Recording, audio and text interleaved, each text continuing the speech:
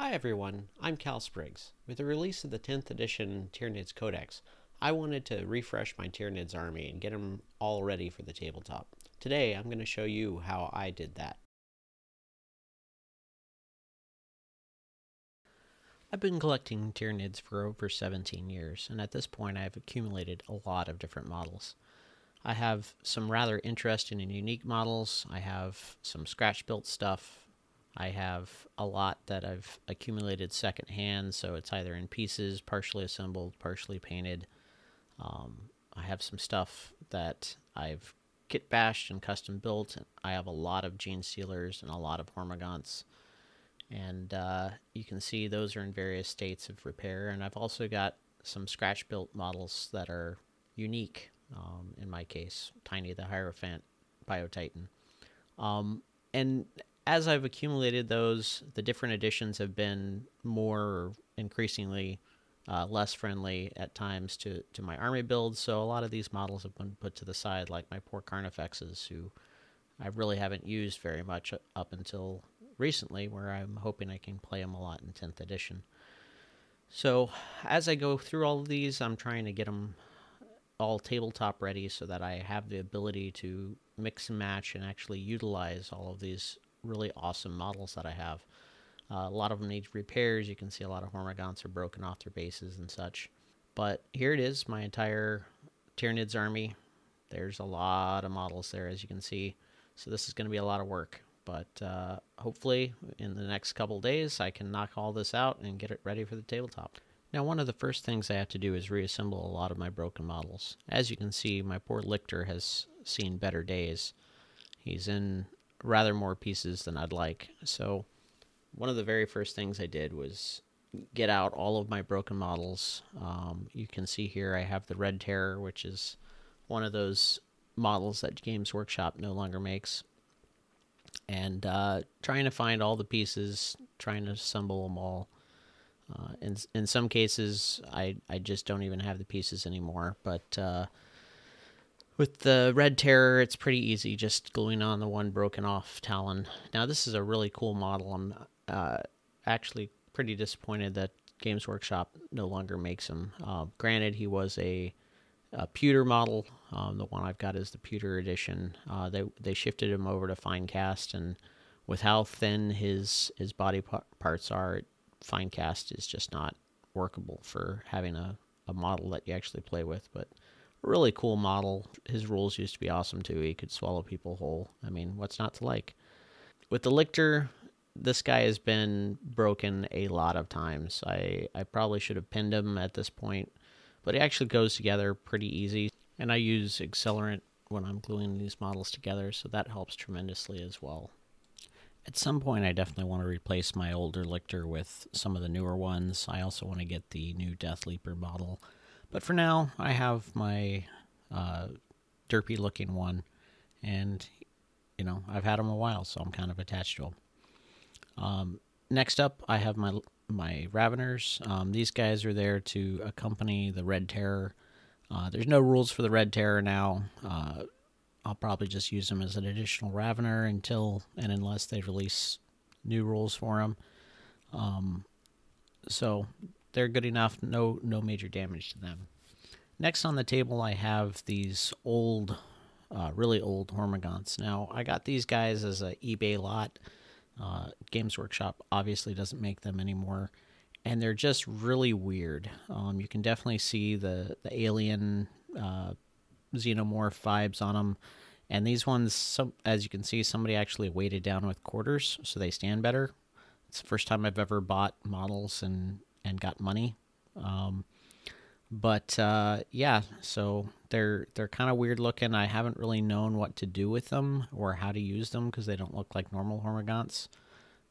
You can see here I'm recovering some currency from from the bottom of these guys. So I got 25 cents out of 4 of these guys, so I got $1. But the scale is a little off as far as hormagaunts. I mean, these guys are pretty big. They're almost as big as the newer Space Marines.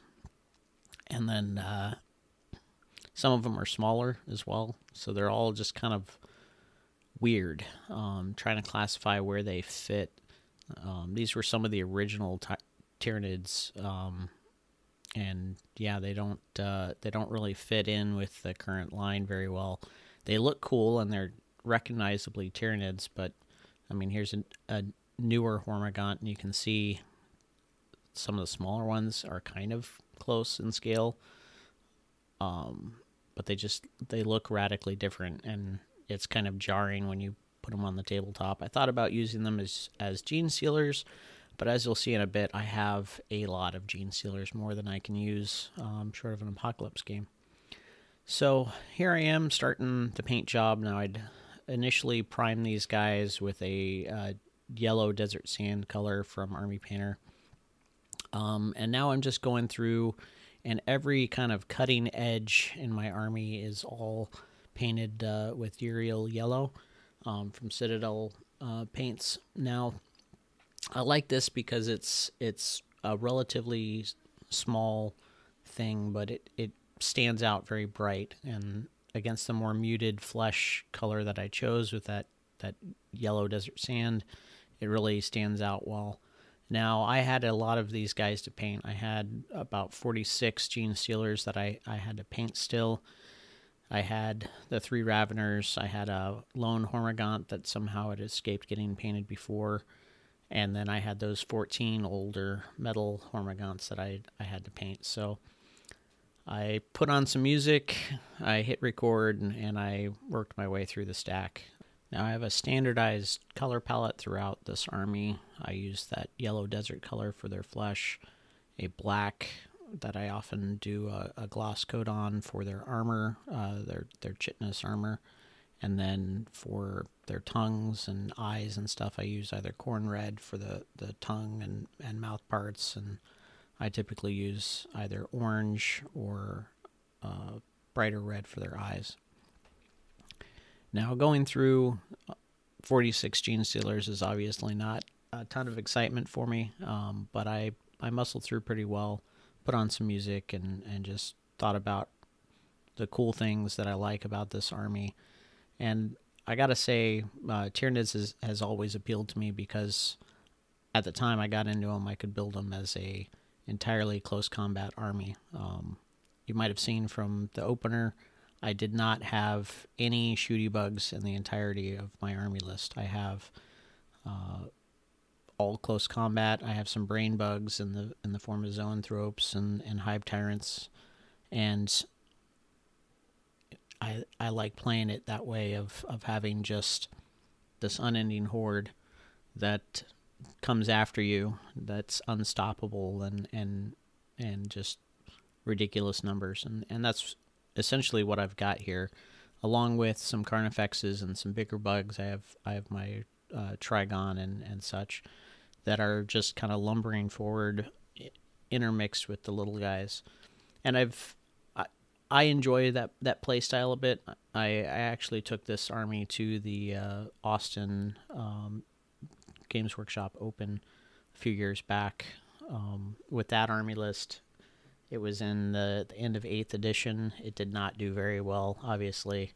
Tyranids were not in a very good way, especially not when you're playing it as pure close combat. They were not very good in that role, but I had a lot of fun. I did pretty well the first few rounds, and then I ran into an orc player who tabled me on turn 2 with shooting, because shooting orcs was a big thing then.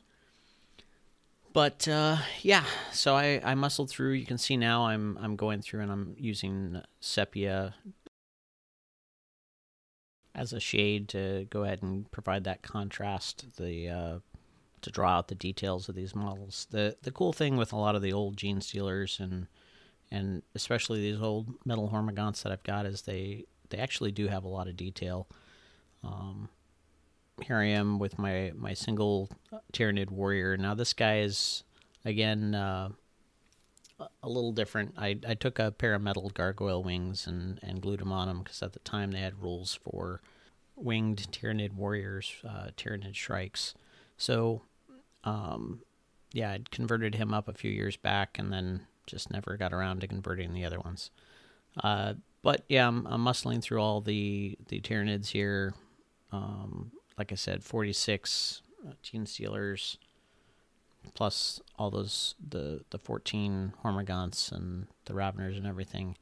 The important thing here is trying to keep things as uniform as possible, so using the same shade, trying to do it all in one batch is typically the best way that I can find to work through large numbers like this, because if I piecemeal it out, I'm going to lose interest, and then I'm going to move on to the next project.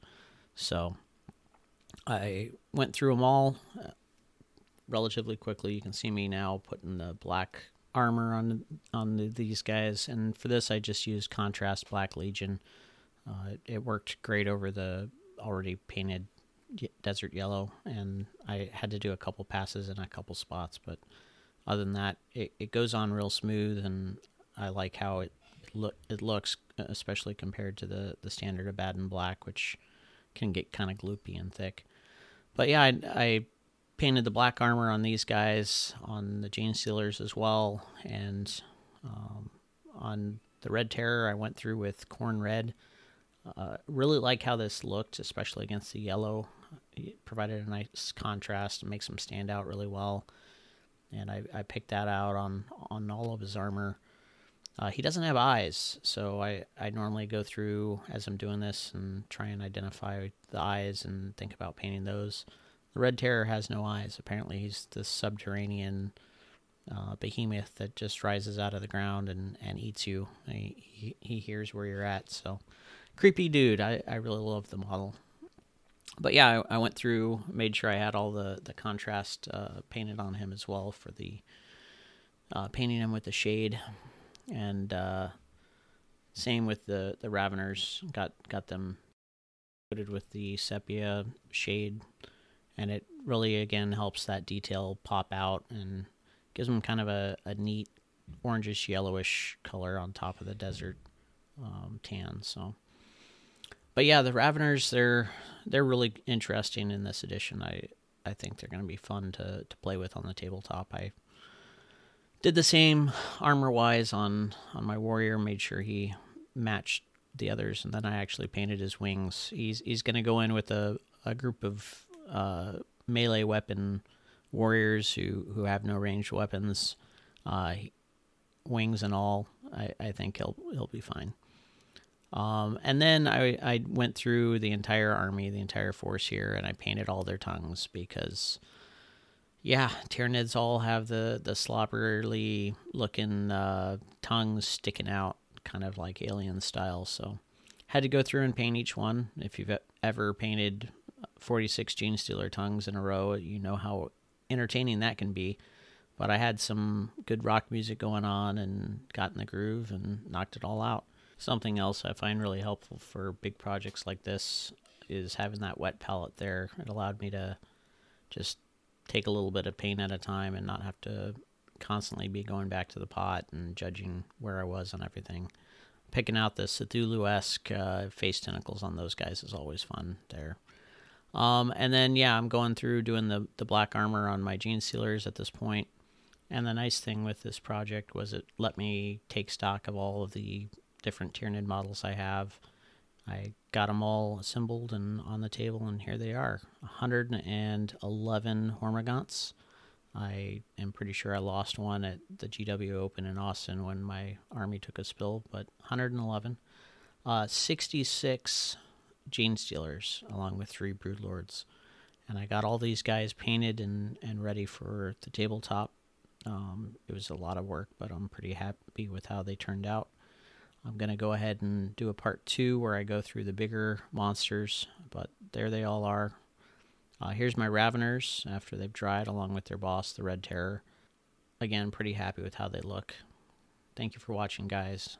Please like and subscribe, and be sure to tune in for part 2 where I go through all the big monsters.